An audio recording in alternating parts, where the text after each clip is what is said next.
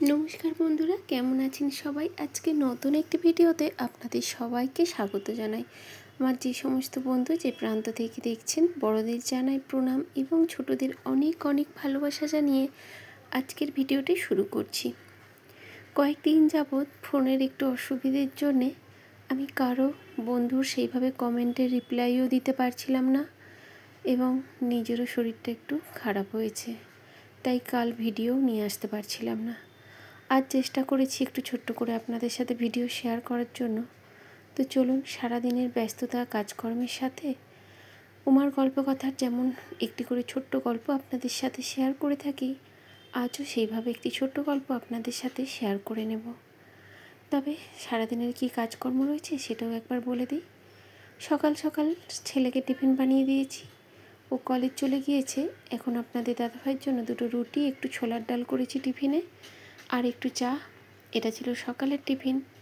দুপুরে রান্না করেছি একটু হালকা করে খিচুড়ি, কারণ কোনো সবজিপাতি ছিল না, সেই জন্য একটু খিচুড়ি করে নিয়েছি।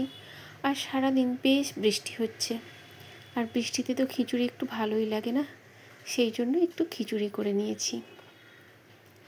তবে রাত্রিতে অল্প একটু মাংস নিয়ে এসেছিলাম, ওটা একটু ছেলের জন্য ভাজা করে দিয়েছি। আর রাত্রিতে আমাদের বিশেষ কিছু রান্না আজ করা হয় না, কারণ আমার শরীরটা ভীষণই খারাপ লাগছিল, সেই জন্য আজকে আর রাত্রিতে রান্না করতে পারছিলাম না। ওই ছেলের মতো একটু করে দিয়েছি, ব্যাস এই যা। আর গিয়েছিলাম বিকেলে একটু ফোনটা নিতে দোকানে, সঙ্গে একটু পথের দৃশ্য আপনাদের সাথে শেয়ার করেছি। তো যাই হোক, চলুন ভিডিওটা আপনারা দেখতে থাকুন, আমি ততক্ষণ ছোট্ট গল্পটি আপনাদের সাথে শেয়ার করে নিচ্ছি। শ্রাবণ সোমবার নিয়েই গল্পটি। যেহেতু এখন শ্রাবণ সোমবার চলছে, হয়তো অনেকেরই অজানা, শতাব্দী প্রাচীন গল্প অজানা হতেই পারে, তবু অনেকেই হয়তো জানতেও পারেন। তারই সাথে চলুন জেনে নিই গল্পটা। এক নির্জন গ্রামের প্রান্তে একটি ছিল শতাব্দী প্রাচীন শিব মন্দির। তার চারপাশ প্রায় জঙ্গলেই ঢাকা বলা যেতে পারে। মানুষ প্রায় যেতই না ওই মন্দিরে। তবে প্রতি শ্রাবণ মাসের সোমবার রাত্রিতে এক আরাধনা চলত গোপনে। গ্রামের লোকেরা বলতো ওই রাতে কালীঘাট থেকে আসেন এক ব্রাহ্মণ কন্যা, তার শরীরে নাকি মহাশক্তির প্রবাহ। শিবের সামনে সে জপে এমন মন্ত্র যা কেবল দেবতারাই শুনতে পায়। তো চলুন সেই ব্রাহ্মণ কন্যার অলৌকিক সোমবারের রাতের গল্পটা শুনে নেব আমরা। গল্পের নাম অতৃপ্ত আরাধনার ফল। শ্রাবণ মাসে ঘটে যাওয়া এক অদ্ভুত শিবশক্তির কাহিনী। স্থান পুরুলিয়া জেলার সীমান্তবর্তী এক দুর্গম গ্রাম ভরতপুর। এই গ্রামের নির্জন প্রান্তে ছিল একটি শতাব্দী প্রাচীন মন্দির, যেটা আগেই আপনাদের বললাম। নদিয়ার এক প্রাচীন তান্ত্রিক ব্রাহ্মণ পরিবার। মেয়েটি ছিল অতৃপ্ত ব্রত, অমর আত্মা এবং শিবের শক্তিকে ধারণকারী এক নারী। নাম ছিল অর্ঘ্যশ্রী ভট্টাচার্য। নদিয়ার তান্ত্রিক ব্রাহ্মণ পরিবারে বাবার নাম ছিল পণ্ডিত শঙ্কর ভট্ট, মায়ের নাম গায়ত্রী দেবী। তার পরিচয়: অর্ঘ্যশ্রী জন্ম থেকেই ছিল খুব রহস্যময়। জন্মের সময় থেকেই নাভির নিচে এক ত্রিশূলের চিহ্ন ছিল, যা কেউ ব্যাখ্যা করতে পারেনি।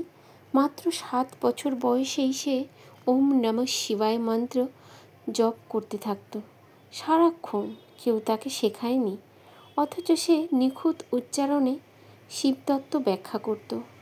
তার পিতামহ বলতেন, এই মেয়েটির কোনো সাধারণ আত্মা নয়, এটি মহাশক্তির ধারক, শিবের প্রেরিত রূপ। তার জন্ম হয়েছে কোনো অসম্পূর্ণ তপস্যা সম্পূর্ণ করার জন্য। এই মেয়েটি অর্ঘ্যশ্রী বিশ্বাস করত পৃথিবীর ওপর এক ভয়ঙ্কর মৌন প্রলয় আসবে, যা শুধুমাত্র অর্ঘা তপস্যা নামক এক বিশেষ ব্রত পালনের মাধ্যমে রোধ করা সম্ভব। এই ব্রত ছিল শিবের কাছে জীবনের সর্বস্ব উৎসর্গ করে তার শ্রাবণ মাসের সোমবার 8 বছর ধরে এক নির্দিষ্ট গুহা মন্দিরে উপবাস ও নীরব জপ। তবে অর্ঘ্যশ্রীকে 6ষ্ঠ বছরেই বাধা দেওয়া হয়। কেন তার ব্রত অসম্পূর্ণ রয়ে গেল, চলুন জেনে নিই। এক রাতে, শ্রাবণের শেষ সোমবার, এক জমিদার পুত্র তার ব্রতভঙ্গের চেষ্টা করে।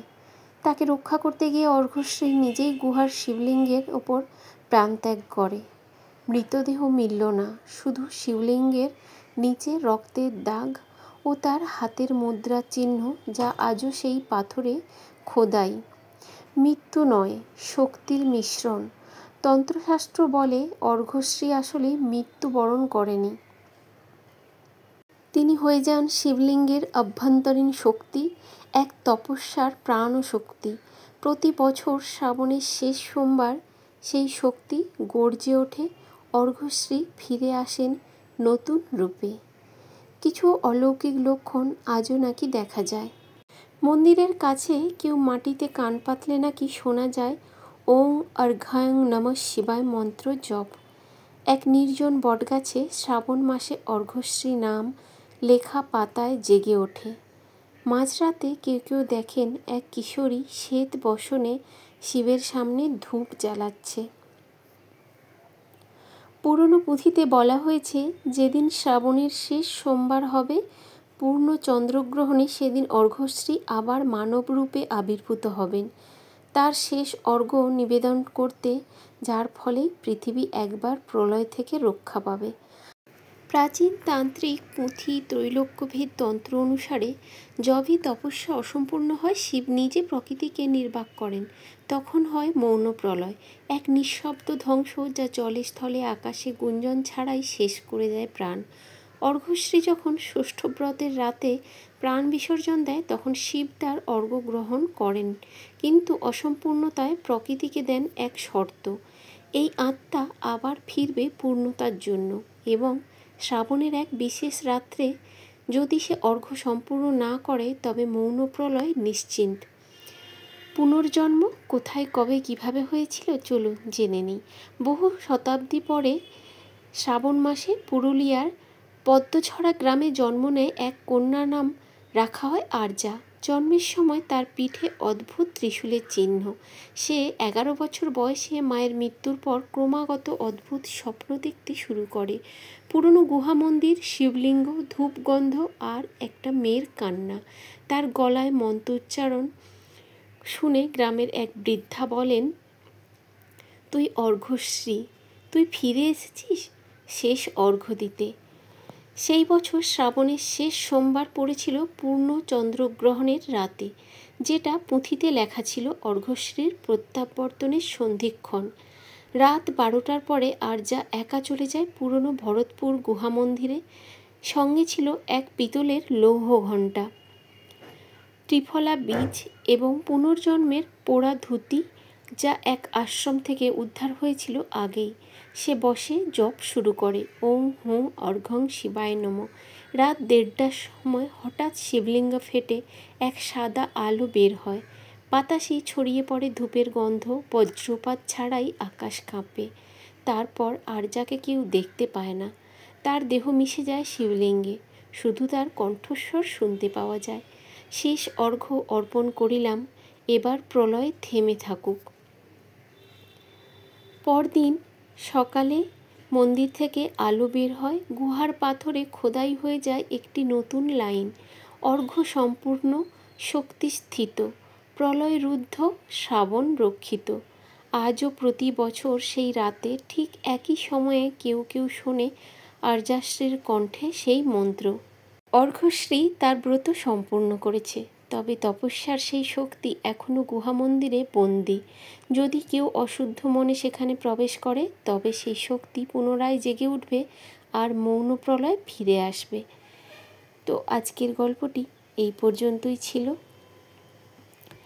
বেশ উৎসাহের সাথে গল্পটা যখন আমি পড়েছিলাম, আমার খুব ভালো লেগেছিল, সেই জন্য আপনাদের সাথে শেয়ার করলাম।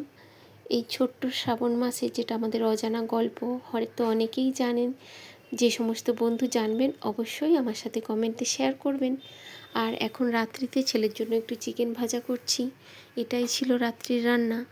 আর এই ফিরে আসার পর থেকে আমার শরীরটা ভীষণই খারাপ লাগছিল, সেই জন্য আমাদের আর কোনো রান্না করা হয় না, শুধু ছেলের মতনই একটু করে দিয়েছি।